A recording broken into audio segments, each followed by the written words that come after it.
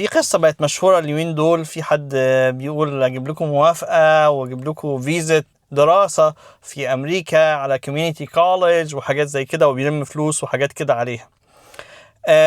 انا مش بتكلم على اشخاص، ماليش دعوة بالشخص، ماليش دعوة بالموضوع، لكن انا بتكلم على الكيس ديت. هل الكوميونيتي كوليدج فعلا ممكن تجيب لك فيزا دراسة لامريكا ولا لا؟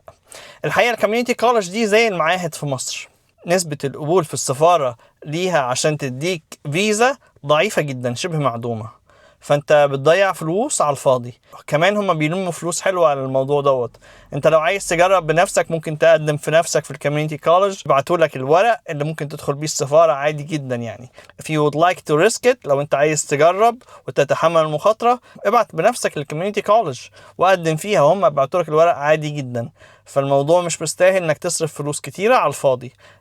كمان انك تدخل فيزا دراسة في امريكا، سواء دخلت كوميونيتي كوليدج او تدخل جامعة او غيره، ده ما بيديكش جرين كارد او ما بيديكش اقامة في الولايات المتحدة الامريكية. كمان لازم تخلي بالك ان انت لو ما حضرتش الجامعة بتبلغ ادارة الهجرة، فادارة الهجرة تحطك على المطلوبين، فانت لازم تحضر ولازم تلتزم ولازم تعمل كل الكلام دوت. فالموضوع مش بالسهولة ديت. الموضوع لو كان سهل كده ما كانش حد غلب.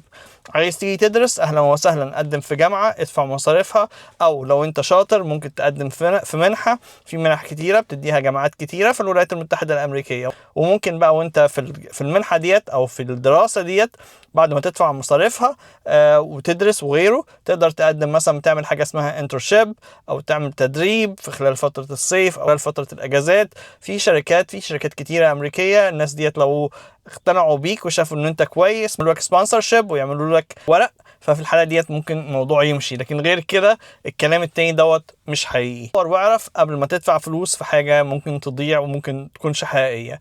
تحياتي للجميع، ربنا يسلم الجميع. مع السلامة. لؤي العاصي من نيوجيرسي، مع السلامة.